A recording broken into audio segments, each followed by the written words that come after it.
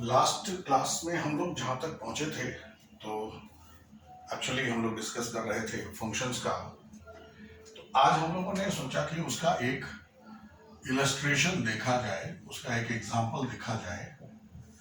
तो चूंकि होली का दिन है और होली के तमाम रंगों में से एक रंग है एकता का, मिलजुल करके रहने का, समय समय पर एक दूसरे को सपोर्ट करने का, वैसा ही कुछ रंग इस फंक्शन का भी है। तो जैसा कि हम लोग ऑलरेडी डिस्कस कर चुके हैं कि फंक्शन का मतलब क्या है, तो फंक्शन का मतलब लिटरली हम लोगों ने जो अभी तक समझा है कि किसी बड़े से प्रोजेक्ट को तोड़ करके छोटे छोटे भागों में बांट देना, ये फंक्शन का काम है और वही हम लोग देखने वाले हैं। तो एक क्वेश्चन दिया था, जहां तक मुझे याद है, एक क्वेश्चन दिया था लास्ट क्लास में कि 3 नंबरों को यूजर इनपुट करेंगे और उसका सम डिस्प्ले करना है with the help of function. तो हम लोग जरा सा देखते हैं कि कैसे करके इसको बनाएंगे। तो सबसे पहले कहां से शुरुआत करेंगे, तो शुरुआत हमारी होगी 3 नंबरों को एंट्री कराने से और फंक्शन के जो 3 स्टेप हम लोगों ने बात किए हैं उन पर। तो फंक्शन के 3 स्टेप क्या है, एक बार फिर से हम लोग याद कर लें। फंक्शन के 3 स्टेप है, जिसमें सबसे पहला है जिसको बोलते हैं डिक्लेरेशन, दूसरा है कॉलिंग और तीसरा है डेफिनेशन। तो हम इन्हीं तीनों पर काम करेंगे। शुरुआत करते हैं। तो सबसे पहले हैश इंक्लूड stdio.h ऐसा बोल के क्या करेंगे कि हमने अपने प्री प्रोसेसर को कॉल कर लिया। लगे हाथ हम दूसरा प्री प्रोसेसर भी कॉल कर लेंगे, जिसका नाम क्या होगा, conio.h। ठीक है। और इसके बाद तीसरा जो लाइन लिखने वाले हैं वो है void main। यहां तक की बातें हमारी ऑलमोस्ट हो चुकी थी। अब हमको यहां पर एक सम नाम का फंक्शन बनाना है। तो उसके लिए हम क्या करेंगे, यहां पर सबसे पहले डिक्लेरेशन करेंगे int sum, ये सम नाम का फंक्शन हुआ।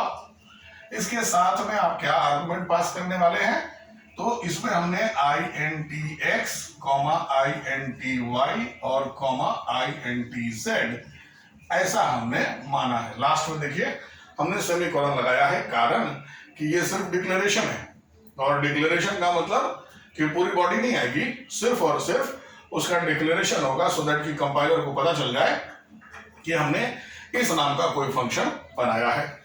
अब चलते हैं अपने इस void main के अंदर। void main में करना क्या है, यानी जो हमारा मेन काम होना है, यानी जो हमारा मेन फंक्शन बनना है। तो इसमें सबसे पहले हमको देखना होगा कि हमने कौन कौन से वेरिएबल को चुनना है। क्वेश्चन क्या है भाई, 3 नंबरों के सम को डिस्प्ले करना है यूजिंग फंक्शन। तो 3 नंबर वो कौन से होंगे, मान लीजिए यूजर ने ए, बी और सी चुना है। तो अब इन तीनों के सम को भी स्टोर करने के लिए कोई ना कोई वेरिएबल चाहिए, हमने एस नाम से लिया है।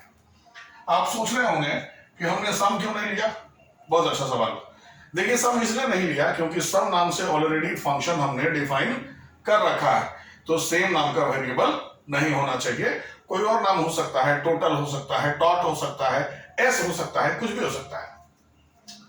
अब यहां पर हमारा सबसे पहला काम क्या होगा कि हम अपने तीनों वैल्यूज को मांगेंगे, नंबर्स को मांगेंगे। तो प्रिंटफ हमने यहां पर एक मैसेज डाल दिया, एंटर नंबर्स।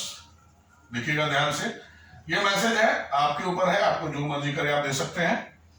तो फिर हमने क्या किया, स्कैनएफ। क्यों करेंगे, ताकि कंसोल से हम वैल्यू मांग सके।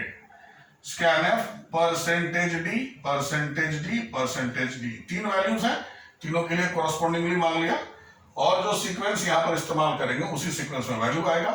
तो एम्परसेंड ए, एम्परसेंड बी और एम्परसेंड सी। That's good. यहां तक में तो कहीं कोई प्रॉब्लम नहीं होनी चाहिए। काम अब होगा एक्चुअली फंक्शन कहां है, तो फंक्शन का नाम क्या है, सम, और उसमें आर्गुमेंट कौन कौन से हैं, तो एक्स, वाई और जेड है। मैं हम लोगों ने पहले ही डिस्कस किया है कि हमारे पास 2 तरह के आर्गुमेंट होते हैं। कौन से, एक है एक्चुअल आर्गुमेंट जो यूजर दे रहा है ए बी सी, और एक है फॉर्मल आर्गुमेंट जिस पर एक्चुअली काम होगा। तो वो फॉर्मल आर्गुमेंट कौन है, एक्स, वाई और जेड। अब कैसे ये दोनों को रिलेट करेंगे यही देखना है। यहां पर हमने जब वैल्यूज एंट्री कर लिया तो सीधे सीधे यहां पर सम नाम के फंक्शन को कॉल कर लेना है। और किस वैल्यू के लिए कॉल करना है, तो वैल्यू होगा a कॉमा बी कॉमा सी। भाई कॉमा क्यों लगाया?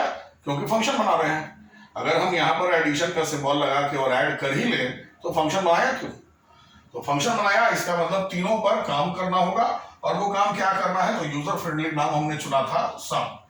अब यहाँ सेमीकोलन लगा के इसको टर्मिनेट करेंगे, लेकिन जो कैलकुलेशन के बाद वैल्यू आएगा वो स्टोरेज कहाँ होगा? उसके स्टोरेज के लिए हमने एस नाम का वेरिएबल चुना था, तो उसको अभी यहाँ पर यूज कर लेंगे। यानी हमने सम नाम के फंक्शन को कॉल कर लिया। पहला काम डिक्लेरेशन कर लिया, दूसरा काम कॉल कर लिया। कॉल करने के बाद जो वैल्यू आ गया कैलकुलेशन के बाद वो किसमें स्टोरेज है? एस में। तो अब सीधा सीधा डिस्प्ले बनता है। कर दीजिए printf /n, लाइन चेंज कर लेगा चूंकि एक लाइन पहले से प्रिंट हो रखा है। sum is equal to %d, जैसा भी मैसेज आप देना चाहें दे सकते हैं। कॉमा, और किसमें है स्टोर? एस में। सेमीकोलन से टर्मिनेट, वापस गेट ch ताकि कंसोल को रोका जा सके, और करली ब्रेस। तो आपका मेन फंक्शन यहां पर हो जाता है खत्म। अब सवाल है कि क्या ये कोई जादू है कि हमने यहाँ पर सम a कॉमा बी कॉमा सी दिया तो फटाफट ये ऐड करके दे देगा? बिल्कुल नहीं। टेक्निकल वर्ल्ड में जादू नाम का कुछ नहीं होता है। तो आपका कंप्यूटर भी ऐसा ही है, और ये बड़ा स्मार्ट है। तो ये क्या करता है कि फ्रंट में तो आपको दिखेगा जादू के जैसा, बट बैक में ये कोई ना कोई काम कर रहा है। तो वो काम कहां पर होगा? इसी के लिए हमको थर्ड स्टेप में जाना होगा, और उस थर्ड स्टेप में हम क्या बोलेंगे, जिसकी बात हम करेंगे डेफिनेशन के नाम से। तो वो डेफिनेशन के नाम से यहाँ पर क्या होना चाहिए? हमने पिछले बार भी बताया था कि जो डिक्लेरेशन का लाइन है एज इट इज, वो डिक्लेरेशन का लाइन यहाँ पर चिपक जाएगा, वापस उतर जाएगा।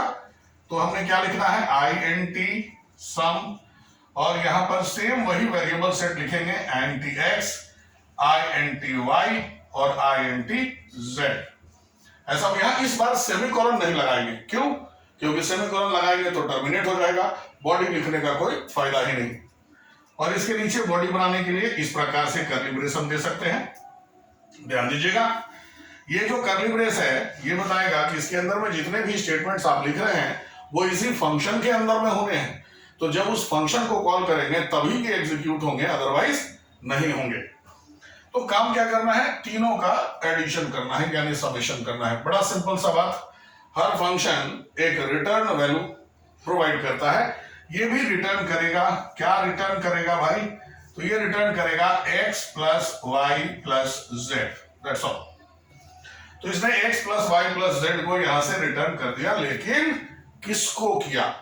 तो ये रिटर्न करेगा जिसने इसको बुलाया है, यानी s नाम के वैल्यू को। देखिए हम लोग यहाँ पर ब्लैक से अब रिलेट करेंगे, जब एग्जीक्यूशन करेंगे तो यहां से हमारा प्रोग्राम शुरू होता है।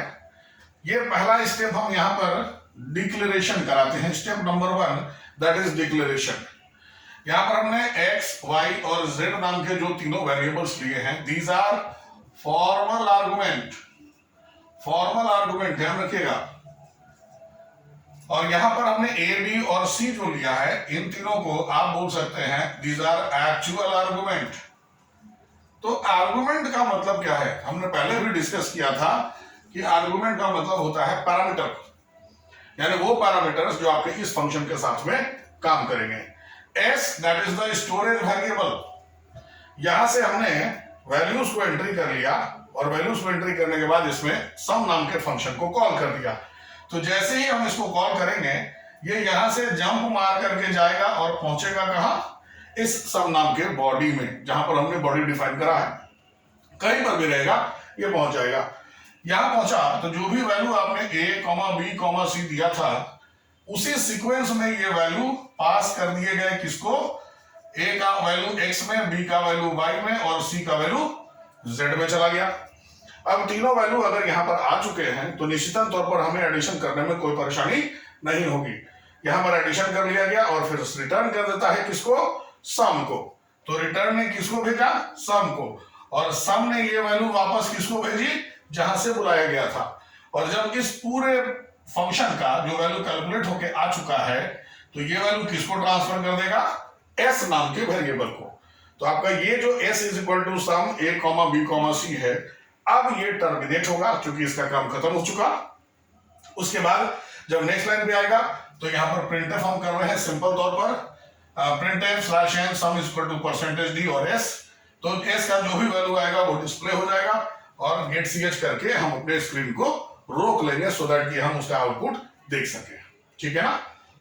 तो नॉर्मली अगर हम बोले कि एक साधारण से फंक्शन के क्वेश्चन को आप इस प्रकार से सॉल्व कर सकते हैं, तो मुझे उम्मीद है कि आप ऐसे ही किसी भी तरह के क्वेश्चन को सॉल्व कर सकते हैं। जैसे हम लोगों ने अभी बात किया कि 3 नंबर का सम है, तो आप 3 नंबर का एवरेज भी निकाल सकते हैं, आप 10 नंबर का सम भी निकाल सकते हैं, आप किसी रेक्टेंगल का एरिया और पेरीमीटर निकाल सकते हैं, आप कोई सम ऑफ द सीरीज निकाल सकते हैं, आप पिरामिड बना सकते हैं, कुछ भी कर सकते हैं। वो सब आप इसी तरह से अपने फंक्शन को यूज करके आप बना सकते हैं। वेल, ये एक तरीका था जिसमें हमने तीनों स्टेप को दिखाया है, दैट इज डिक्लेरेशन, कॉलिंग और डेफिनेशन। अगला जो कॉन्सेप्ट आपको मिलेगा, नेक्स्ट जो आपको वीडियो मिलेगा, उस वीडियो में आपको पता चलेगा कि कैसे हम डिक्लेरेशन और डेफिनेशन को मर्ज कर देते हैं और सिर्फ कॉलिंग रखते हैं, यानी कि ये डेफिनेशन वाला सेक्शन नहीं रहेगा। गलत, ऐसा नहीं है, बिना इसके रहे तो काम होगा ही नहीं, लेकिन ये रहेगा, बट यहां नहीं रहेगा। कहां रहेगा, that we will see in the next video. तब तक के लिए आप इसको एक बार प्रैक्टिस करें, इसको यूज करें, और आई रिक्वेस्ट कि आपको अगर कहीं भी इसमें किसी भी समय कहीं भी दिक्कत होती है तो you should please inform me, मुझे बताइए, मुझसे डिस्कस करिए, जो भी क्वेश्चन उठेंगे आपके उसका सॉल्यूशन मिल जाएगा। Well, thank you for this video.